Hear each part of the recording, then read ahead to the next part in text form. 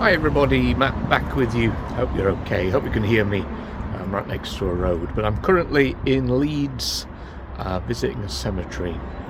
And today's video is kind of following a similar path to others we've done often on this channel. We've covered a lot of murders, murderers, historic crimes, etc. This one is slightly more up to date and it's going to be a little bit different, but I'll explain in a moment what we're doing. And this is the rather awful story of a currently unsolved murder that took place here in Leeds in 2008.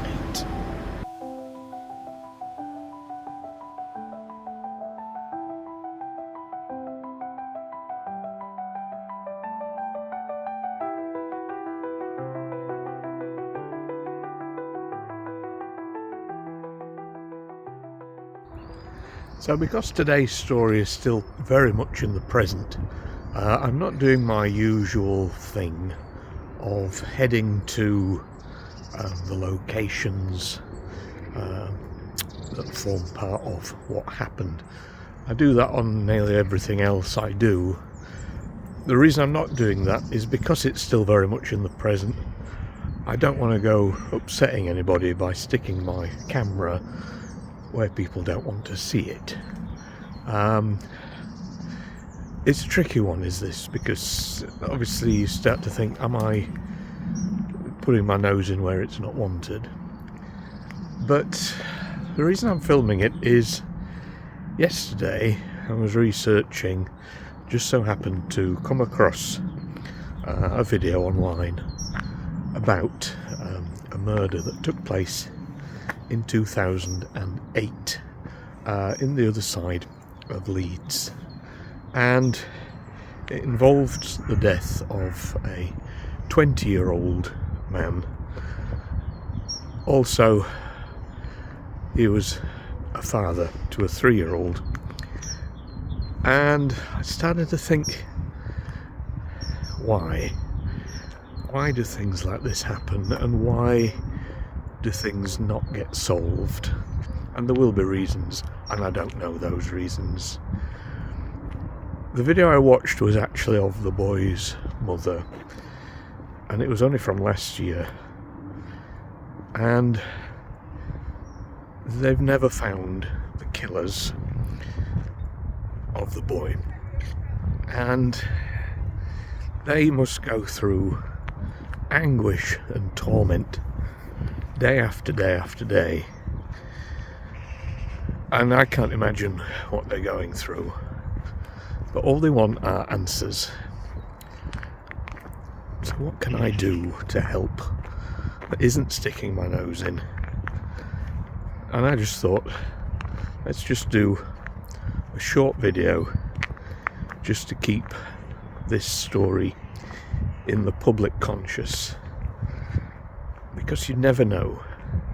I have 6,000 subscribers. I know that's not a lot compared to others, but this video can reach 6,000 people. Some of you might be from Leeds, some of you may not have known the story, some of you might suddenly go, my goodness, maybe I saw something. And that's all it's for, this. It's just to raise awareness and keep the story alive and try and help. Adam Chadwick was a 20-year-old carpet fitter and football fanatic from Seacroft in Leeds. On the 24th of June 2008, Adam had gone to visit his sister at Clifton Mount in Harehills in Leeds. Adam was 20 years old, and on that date his daughter turned 3 years old. Although obviously a young father, he was a devoted and caring dad. And that night, he was at his sister's house to celebrate her birthday. The evening was disturbed by a knock on the door. Answering it, a woman stood there asking for Michelle, saying she must have the wrong house. The woman left. It was later discovered that that woman had gone to quite a few houses in Clifton Mount asking for Michelle. At 10:40 p.m, the woman returned, this time with 3 masked men. Adam tried to fend off the intruders who'd come to his sister's house, but one of the men was carrying a gun, and after a struggle, Adam was shot in the head. They got into a blue Ford Focus car and fled the scene at Clifton Mount, heading down Compton Road, where the car disappeared. 2 weeks earlier, on the 11th of June, the woman and the 3 accomplices are said to have possibly stolen the blue Ford Focus car from Oatland Heights in Little London. It was the same car that drove away from the murder scene and had been spotted 4 days earlier driving erratically at a petrol station. The car was found the next day at the bottom of Reginald Street and the junction to Chapeltown, and an attempt had been made to set fire to it. Only the woman's face had been visible, and of course she'd come to the house previously. She was described as white, 5'5", dark brown hair with olive skin. Could this be a face you recognise if you lived in Leeds around that time, or even today? Adam clung on to life for the next 2 days, but passed away from his injuries, surrounded by his family, on the 26th of June 2008. 17 years later, the identity of the woman and the 3 men remain a mystery, and the Chadwick family mourn the loss of their son, no nearer to knowing the truth. Detectives believe that Adam was not the target of the killers, and it was actually a mistake of mistaken identity. Each year, Adam's parents, sister and daughter all make the same plea. Please help us find Adam's killer. Please give us justice for Adam. So why this story for this channel? Well, like I mentioned earlier, we've covered quite a lot of murders, murderers, stories and unsolved murders.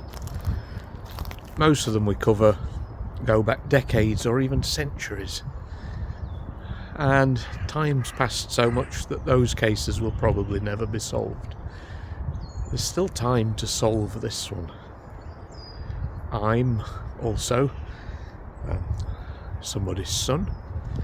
I am a single dad to 2 girls, and I just really felt for the family, knowing that 17 years on, there's still no answers for them, and that's all they want, to enable to move on with their lives and to be at peace, and to allow Adam to rest in peace. Maybe it's all I could wish for any of my videos. Maybe this is seen by that one person. I don't know. Let me show you Adam's final resting place, and then we'll leave here.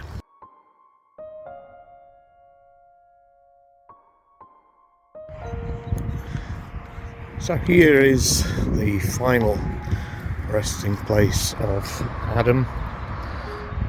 Beautifully kept headstone and grave. Obviously still frequently visited.